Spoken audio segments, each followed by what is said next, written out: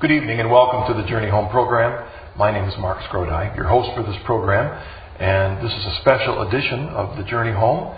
We're here in Stockholm, Sweden, in the parish offices of the Cathedral of St. Eric here in Stockholm, filming the conversion stories of men and women who, because of their great love for Jesus Christ, also came home to the church. It's not always in that order, because each guest has a unique story as they were led by the Holy Spirit. And my guest for this program is Talat Strohkirk.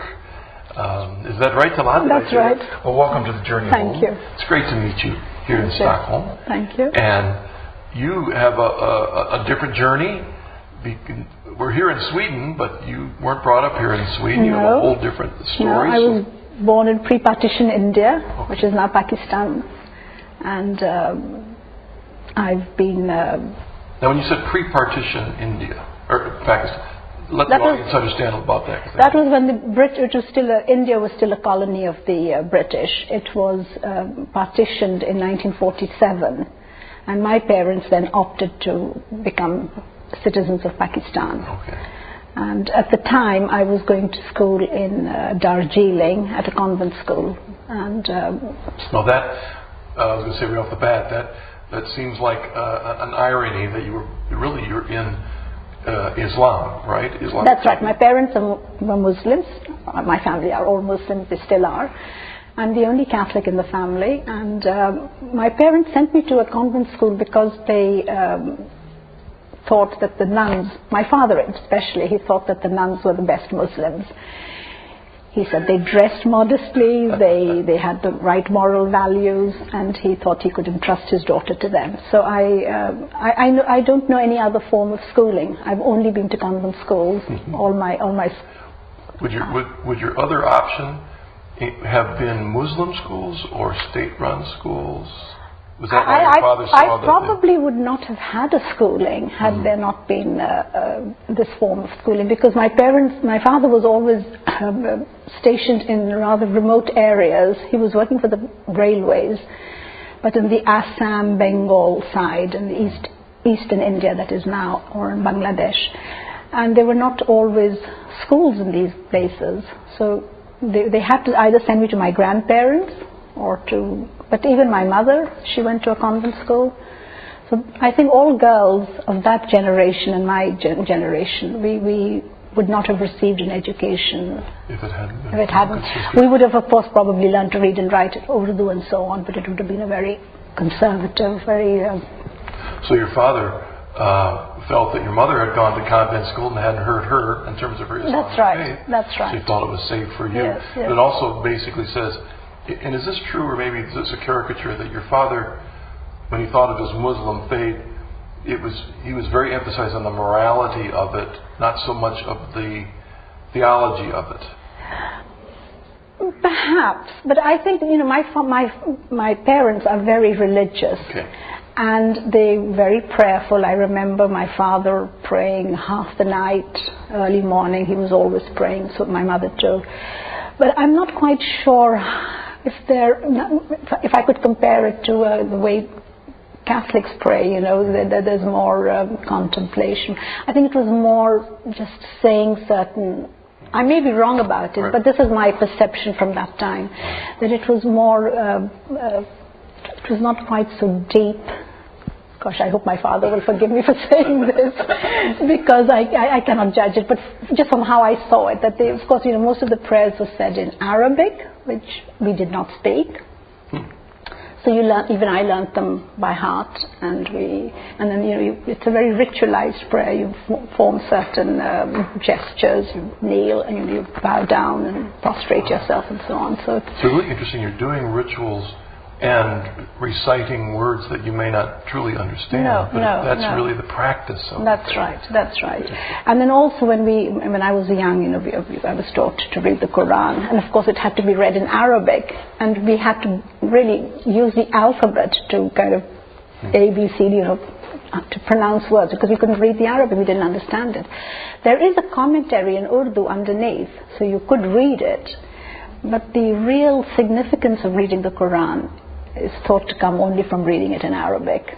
So which was another difficulty, Yeah. at least for me. So you really could be actually a practicing Muslim, but not know your faith very well. You could.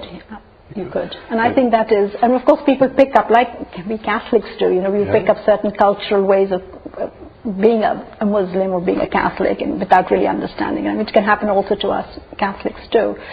But definitely I found it was more so in Islam that people, at least when I was younger, that's how Was that true for you? It was definitely true for me. I was always searching. I didn't know what I was searching for. I mean, when I first became conscious of God and my spiritual life, it was in the 50s.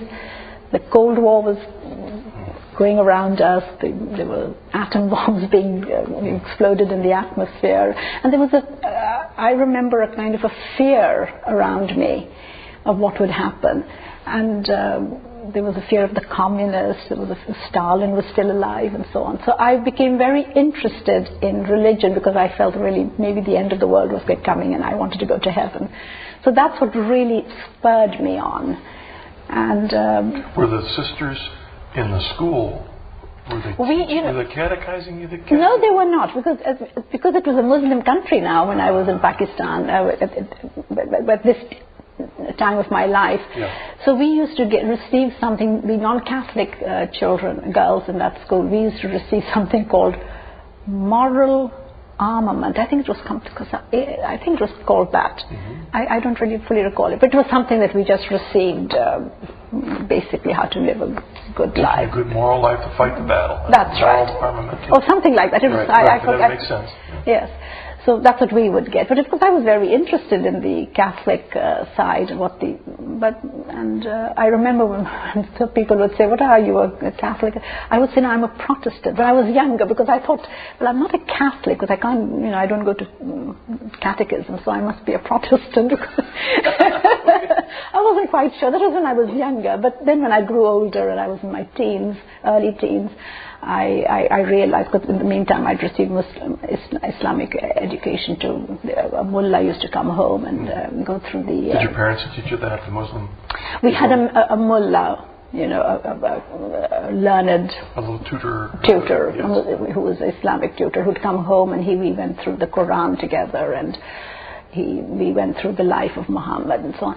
But I found that at that time when I asked questions, it was rather bad pedagogy too, because if you asked a question that he thought was inappropriate, he'd say, he would kind of shame you that you can't question that. This is the word of God, So that kind of was. So we didn't get help in that way either.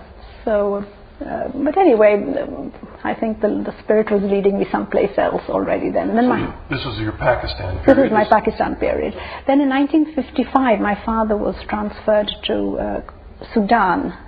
And he was stationed in a small town there. Again, there were no schools, so I was again sent to a Catholic convent run by the Verona Sisters.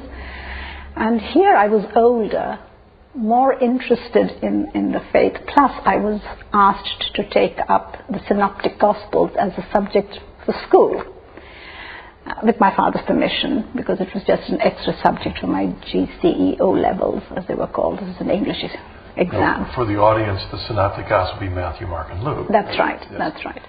And so I just took this as a school subject, and so that was the first time I really immersed myself in the Gospels. Before it was kind of hearsay, I had the Muslim view of about Jesus' life and of Our Lady and so on. So that was your first touch of the scriptures, the depth in the scriptures. Yes, all right. Yes. And it really shocked me, because I being a teenager, I was extremely affected by Jesus' words of, you whitened sepulchre, you hypocrites. I somehow saw all this all around me. And it really did. It penetrated deep down. It made me feel that, oh my gosh, this is how everybody I see around me. Maybe again, it's my perception. I don't want to condemn my people around me for that, but that's how I thought that we were. Hypocrites and whitened sepulchres of Jesus. A bit strong there. Yeah, I know, but as a teenager, that's what came across. So I started to I felt very uncomfortable, and I realized that there was a kind of a turmoil in my being, that I was being drawn towards Catholicism. At the same time, I felt loyalty towards Islam. It was a difficult time for me at that time, and I was a teenager. I didn't know who to approach, what to do. And did your parents know that you were going through this? No, because I was in a boarding school, and I didn't think I could speak about this to anybody. So it was within me, and nobody tried to evangelize me or convert me. No, nobody did. It was all for me. And of course, then I used to go sometimes to the cathedral for the liturgies, and I was absolutely fascinated by this. It used to be the old the Latin Mass as it used to be. And now I'm assuming that then what you experienced in the liturgy was radically different than what you experienced at the Mass. Absolutely. I mean, there was music, there was incense, there was candles, there was singing. I mean, it was just something totally different. Plus, I could well, it was in Latin, but there were missals with this English text on the other side. It was just absolutely like, you hear about when the people from Russia wanted to see the liturgies, had seen the angels. It felt like that. Heaven had come down for me there. But I did resist inside me, because I really did not. I went through a short anti-Catholic phase at that time of my life, because I think that was my way of trying to put it off. And then in the meantime, I was sent to England to continue my schooling, and I came to Worthing, to another convent, this time run by the Sisters of Sion. And I was again older. I had more books around for me to look at. And there you encounter Anglicanism. Yes, but not really in my school, because we were in a Catholic environment there. So I was never really interested.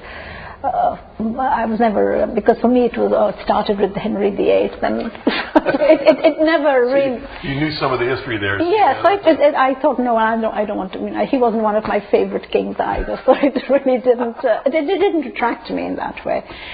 But it was then, around when I was about 17 or so, that I really, within me, began to say that I wanted to be a Catholic. But it took another 6 months or so before I voiced it. I struggled with it myself. Was there anything unique happening there in that period of training that made it more depth for you? No, nothing. And I cannot explain it, because it was there, and it was something that I couldn't. It was like a tsunami almost within me. I couldn't keep it away. So something else you've been building probably from Yeah. childhood, the subtle teaching that you're receiving. That's right. And this is a work of the Holy Spirit. I mean, one can't explain it in any other way, really. But anyway, then I asked for instruction, and because I was a board and because Pakistan was so far away, I stayed at school also for my holidays.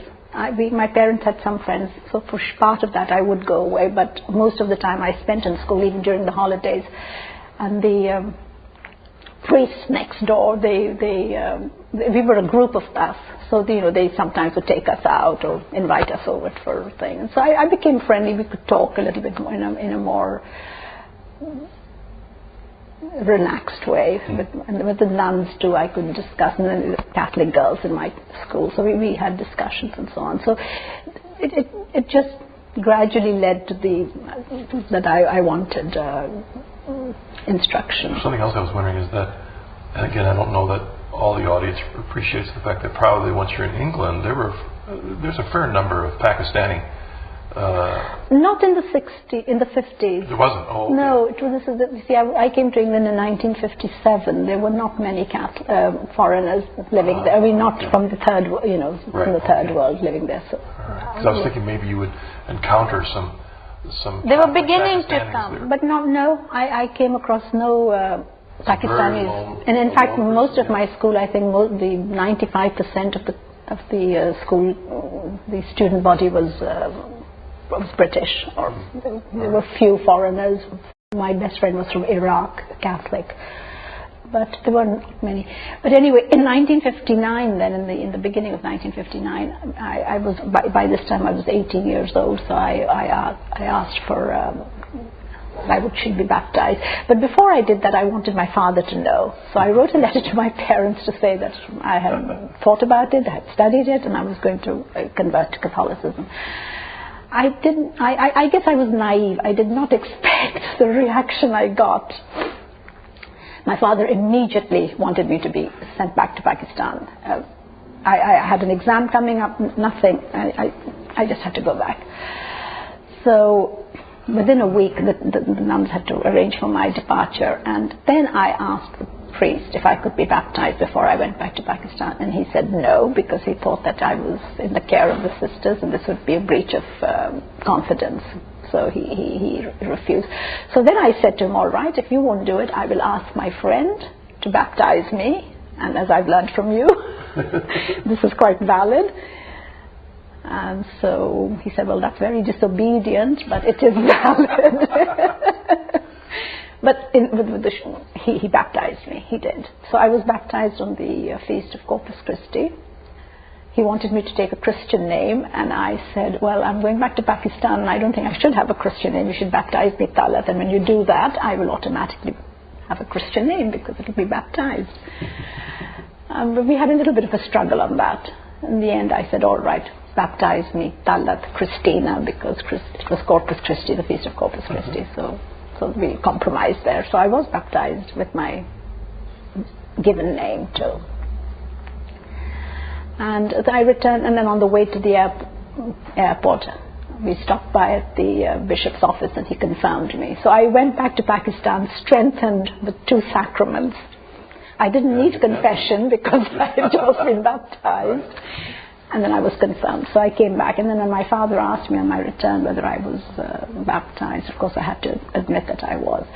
But that led to a lot of problems for me, because my father then kind of made sure that I didn't meet Christians, that I didn't go out, and that I was restricted, and I was pretty well guarded at home. And that continued for about a year, and in the meantime I had succeeded in smuggling a little letter to a priest who was the principal of my brother's school, because he also went to Catholic schools. And then when I finally left home, after a year at home, I just walked out. I just walked out. I had nothing with me, the clothes I wore, and I just walked out, and I asked the taxi to take me to the nuns, to this convent that I had been at as a schoolgirl, and I didn't even have the taxi money. I had to ask the sisters to pay them, which they did. And when I was very surprised when I came that they knew about me, because this priest, who was in another town, had told the bishop, and everybody, I think all of Catholic Pakistan knew about me by that time, that there was some hidden Catholic somewhere. My father did turn up with the police to fetch me, but because I was of age, they couldn't, I refused to go. And so I stayed with the nuns for about 6 months. They kept me in the cloister, in fact, for my protection, because they thought maybe somebody would try to kidnap me or something. And then... Was there a fear of... There was. Because you had converted to Catholicism? Yes, and it's a Muslim country, and the nuns were in a difficult situation. But still, this was in 1960. So things were they were not as they are now. I think it probably would have been much more difficult today. Today it's very dangerous. It is. But it wasn't as dangerous, although of course we didn't go around telling everybody, and I also had tried to say to my father, I will not embarrass you in front of your friends, because I think that my parents were more upset by what people would say than that I had become a Catholic. I think it was what the social pressures would be on them. And I remember my mother said something to me that I've never forgotten. She said to me, I wish you'd come home with a child from England and that you converted. And for a Muslim woman to say that, it just shows you how extremely ashamed they were of me. Wow. And I thought it was interesting that the question your father asked is, were you baptized? Yeah. I mean, that was the symbol. The Yes, baptism. yes. So they understood that. They Understood Yes, what baptism means. Yes, and that yes, yes. It's not just did you accept Christ or did you have a faith, but were you baptized? That was the yes, step. That was the yes, major. yes. And then another very interesting thing happened to me, because when I became a Catholic, I was given a few presents. Somebody gave me a Bible, somebody gave me a rosary, and I was given a crucifix. All these things I still possess. And my father then said, "Oh, I have to read this Bible." I don't think he'd ever read the Bible, so he picked it up and he went through the pages.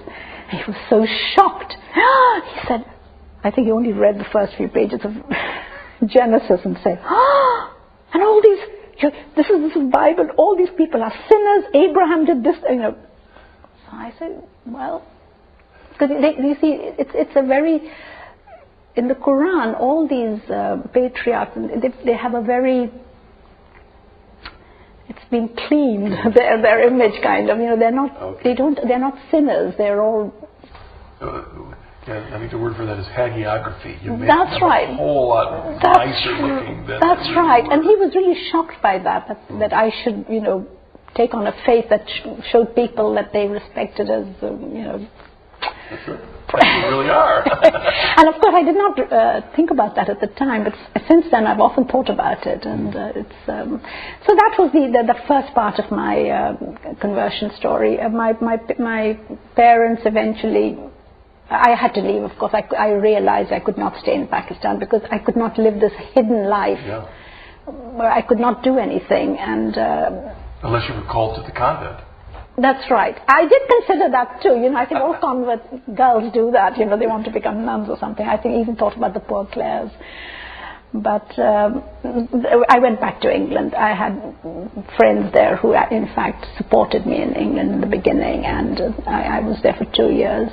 Now, one other thing, when you were back in Pakistan, you said at one point you were involved with the sisters that Mother Teresa was involved with at one point. Is that right? No, not with the Mother Teresa. I went to school with them, but I was not with the Mother Teresa sisters. You went to school with those sisters? Not with the Mother Teresa sisters, but her former convent. That's right. Okay. The Loreto nuns. Now, had she been in India? That was after you were there. Is that right? She was, in India. I think she came to India in the 1920s. So she was there, and when I think she had her second call. I think it was in 1946, 47, something. I don't remember, 48, somewhere around there. So when I was in the school as a young child, she was still a member of that congregation, although she was in their house in Calcutta, while I was in Darjeeling. But she was coming up to Darjeeling for her retreat, and so that's why I probably knew her as a child, a little one. Yes, it could have. Yeah, we probably did. Who knows? In the time you were there, had she become known yet? No. And I think that came later with Malcolm Muggeridge's TV program about her. I mean, I think the Indians knew about her, the people in Calcutta knew about her, but worldwide she became. I think that was really when it.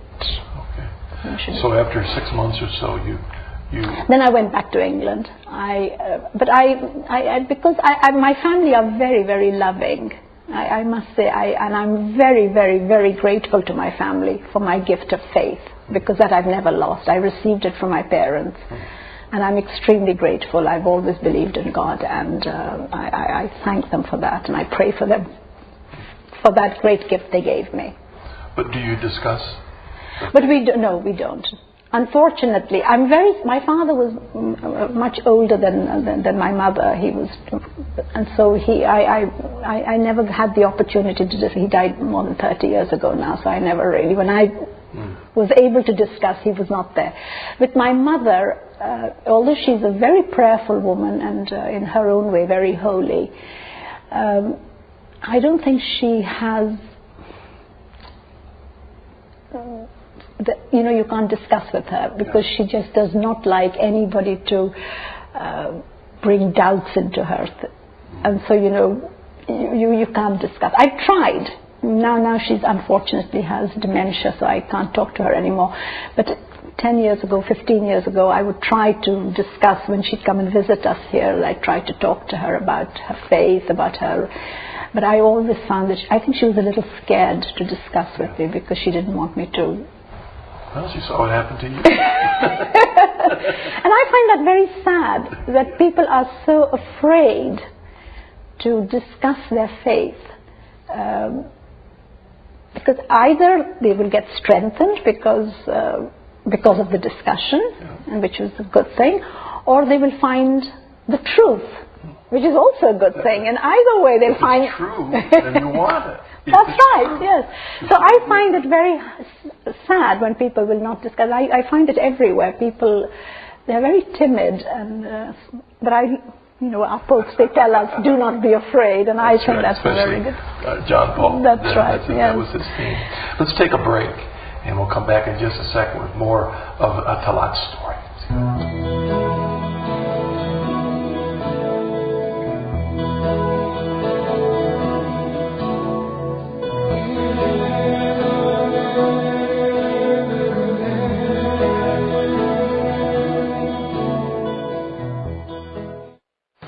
Join Marcus next time when he welcomes former Episcopalian Dr. Jay Budziszewski to the show.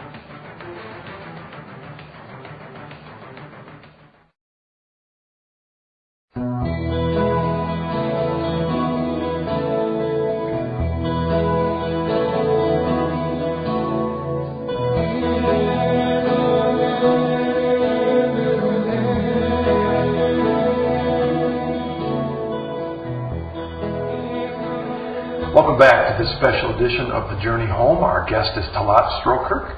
And thank you, Talat, for sharing the first part of your journey. It's hard to condense a whole life into an hour, but thank you very much. Thank you.